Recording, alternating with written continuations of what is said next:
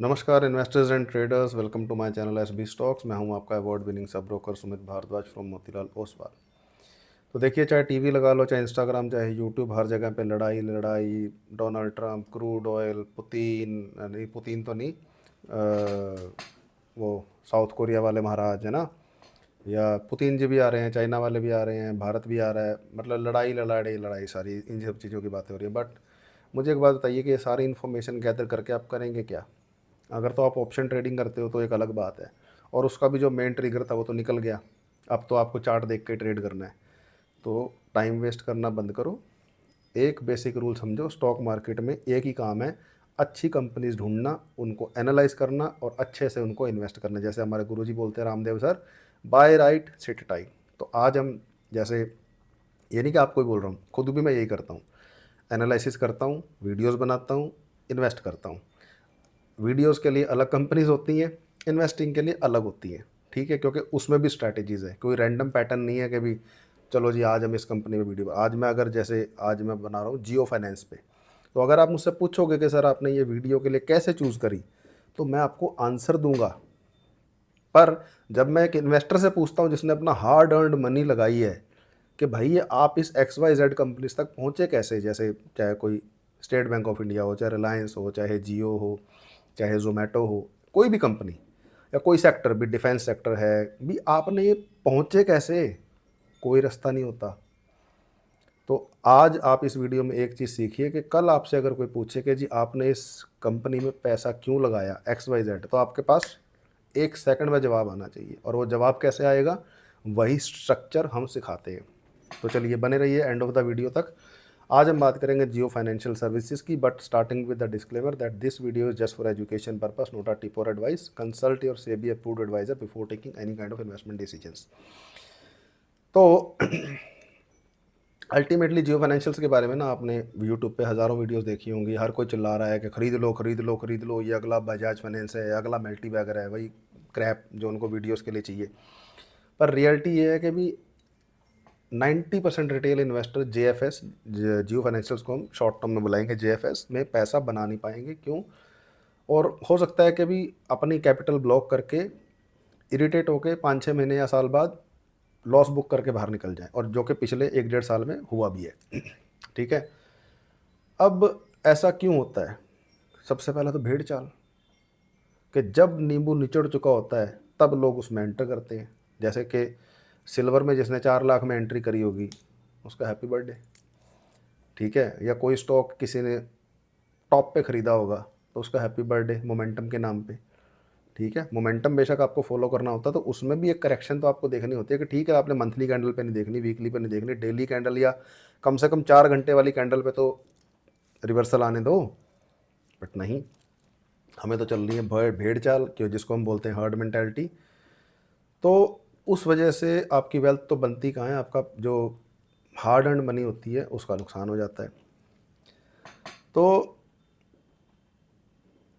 चलिए समझते हैं कि जियो फाइनेंशियल का सबसे बड़ा इल्यूजन क्या है। सबसे बड़ा इल्यूजन ये है कि ज़्यादातर लोग JFS को NBFC कंपनी समझते हैं। ये नॉन बैंकिंग फाइनेंशियल कॉरपोरेशन है ये, बाकी अदर कंपनीज की तरह। और दूसरा जो इसके पास सबसे बड़ी USP है, उसको कोई नहीं देखता। और तीसरा, अंबानी जी का काम करने का स्टाइल क्या है? अंबानी जी का काम करने का स्टाइल ये है कि इससे पहले इन्होंने बनाया जियो मोबाइल। हमने देखा वो 6 महीना और 1 साल का ड्रामा कि जी 6 महीना डेटा फ्री। पर उसके पीछे जो 8-10 साल की मेहनत थी, जिसके पीछे लाखों करोड़ों रुपए का कर्ज था, और वो केबल्स बिछाई जा रही थी नेटवर्क के लिए, या और सारी चीज़ें, टाई अप्स बनाए जा रहे थे, वो हमें नहीं पता। तो ऐसे ही यहाँ पे भी वो 6 महीने साल अब कब हमें दिखेंगे हमें नहीं पता। बट सवाल उठता है कि क्या आप उस समय बचे रहोगे? ठीक है। तो अल्टीमेटली यही बात है, और वो बचे आप तब रहोगे जब आप एक सिस्टम फॉलो करोगे स्ट्रेटेजी के साथ। तो चलिए, वो एक पोर्टफोलियो वाली बात है, मैं उस दर नहीं जाऊंगा। कि पहली गलती कंपनी में लोग ये कर रहे हैं जियो फाइनेंशियल में, कि उसको सिर्फ और सिर्फ एक NBFC समझ रहे हैं, जबकि ये एक फाइनेंशियल कंपनी है ही नहीं। ये है डेटा मोनेटाइजेशन इंजन। जो रिलायंस के पास, जियो के पास ऑलरेडी डेटा है ना, इनको उसी को मोनेटाइज करना है। कैसे? वो ऐसे कि Jio mobile, Reliance Digital, Reliance Trends और रिलायंस फ्रेश, इन चारों जगह जब भी कोई इंसान शॉपिंग करता है तो क्या होता है, अपना फ़ोन नंबर, अपना नाम, अपना ईमेल आईडी दे के जाता है और उसकी वजह से उनके फ़ोन नंबर एड्रेस तक उनके पास पहुंच जाते हैं। आधार कार्ड मैक्सिमम लोगों के लिंक्ड होते हैं। अब इसमें कोई, चलो मैं ये नहीं कह रहा कि अच्छी बात है बुरी बात है, वो एक अलग चैप्टर है, पर इससे होता ये है कि एक चीज़ होती है CAC, कस्टमर एक्विजिशन कॉस्ट। मतलब आज आपने एक NBFC शुरू करी या कोई भी बिजनेस शुरू करा, तो कस्टमर को अपने तक लाओगे कैसे या आप कस्टमर तक जाओगे कैसे, उसके लिए हज़ारों करोड़ रुपए खर्च होते हैं मार्केटिंग पे, और उसके बाद भी गारंटी नहीं होती। लेकिन जियो के पास, रिलायंस नहीं मैं कहूँगा, जियो कहूँगा, कि जियो ग्रुप के पास सारा डेटा है कि कौन सा इंसान महीने में कितना खर्चा करता है, किस चीज़ पे करता है, साल में कितना करता है।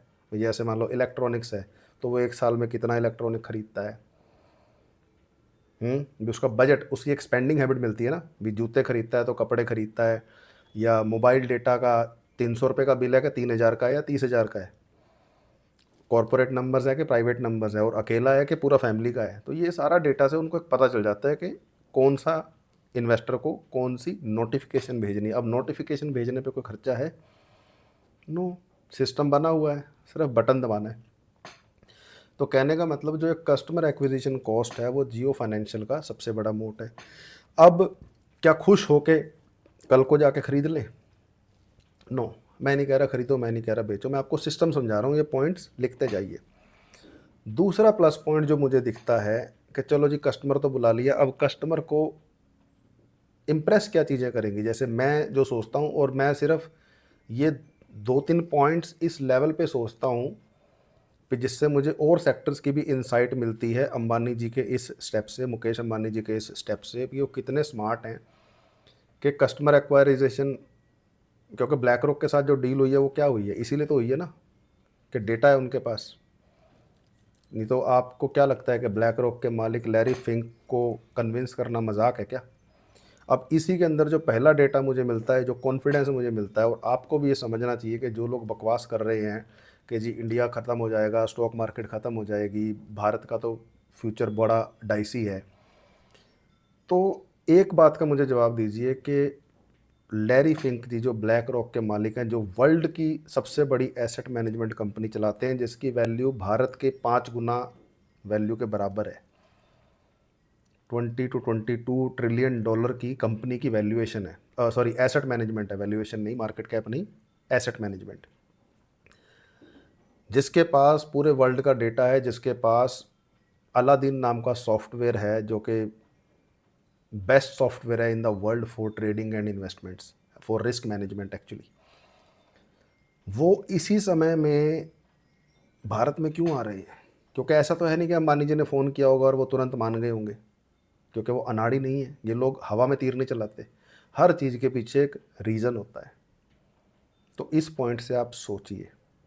तो ये मैं क्यों कह रहा हूँ, क्योंकि जो म्यूचुअल फंड इन्होंने लॉन्च किया है वो इन्होंने लॉन्च किया है ब्लैक रॉक के साथ मिलके। दूसरा ये काम कर रहे हैं इंश्योरेंस का। इंश्योरेंस में किसके साथ टाई अप किया है इन्होंने? LIC के साथ नहीं करा, पॉलिसी बाजार के साथ नहीं करा है, इन्होंने करा अलायंस के साथ। अलायंस कौन है? वन ऑफ द बिगेस्ट या सबसे बड़ा इंश्योरेंस की company in the world, not just in India और in any other country, in the world. अब वो अगर यहाँ पे जियो फाइनेंस के साथ, अंबानी जी के साथ हाथ मिला रहा है तो कुछ तो सोचा होगा। ठीक है, अब कल को चाहे उनको म्यूचुअल फंड अपना प्रमोट करना है, चाहे अपना इंश्योरेंस, चाहे अपना PMS, क्योंकि ये भी खबर आ रही है कि हो सकता है वो स्टॉक मार्केट के अंदर एज अ ब्रोकर या एज अ एडवाइज़र या एज अ AMC इंट्रोड्यूस हो जाए। क्योंकि ऐसा मुझे भी लगता है कि ब्लैक रॉक म्यूचुअल फंड सिर्फ बेचने तो आया नहीं है, वो और चीज़ें भी करेंगे मिलके, क्योंकि भारत की खासियत है कि बहुत बड़ा बाज़ार है, पोटेंशियल बहुत ज़्यादा है। ठीक है, स्केलेबिलिटी काफ़ी ज़्यादा हो सकती है।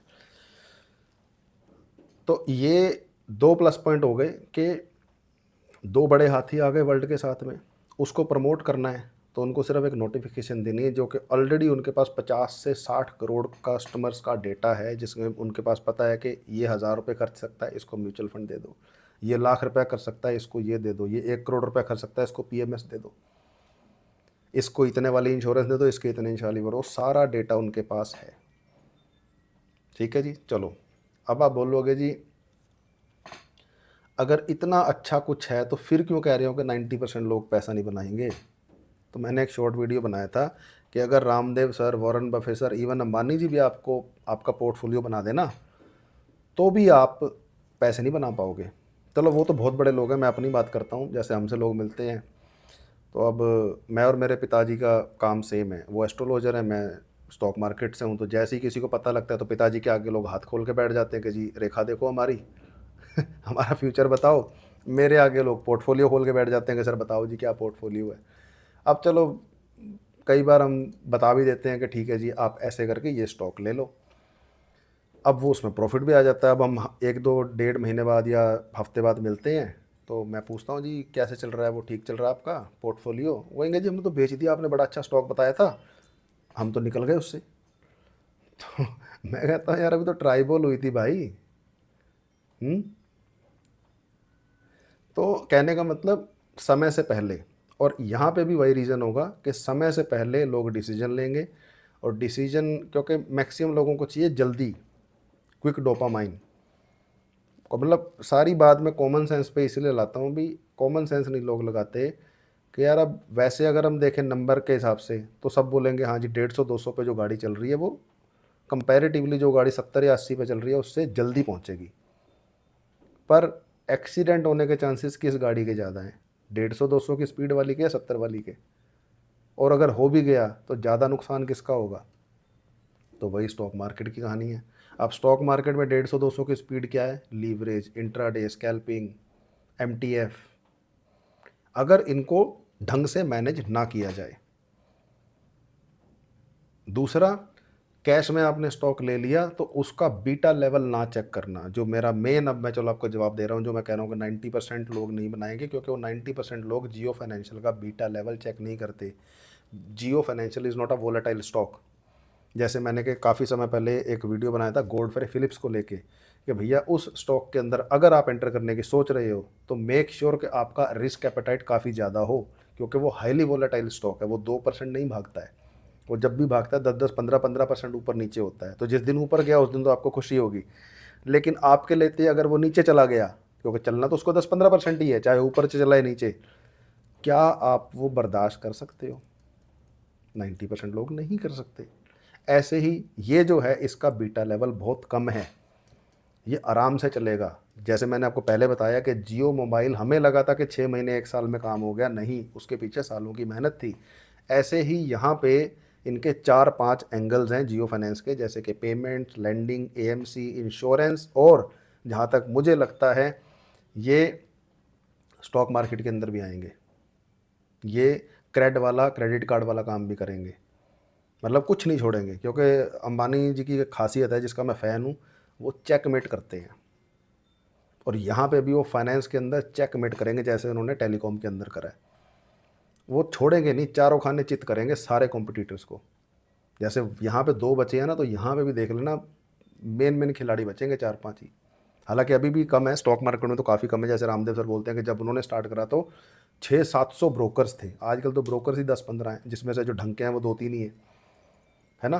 तो स्टॉक से पहले सेक्टर को देखो, सेक्टर से पहले पोर्टफोलियो को देखो, और पोर्टफोलियो से पहले अपने एडवाइज़र को देखो जिसकी आप बात मान रहे हो। तो कहने का मतलब यहाँ पे जो लोग गलती करेंगे वो ये करेंगे कि अब ये अगर पांचों इंजन चलने हैं तो उसमें समय लगेगा, उसके पेशेंस आपके पास हैं।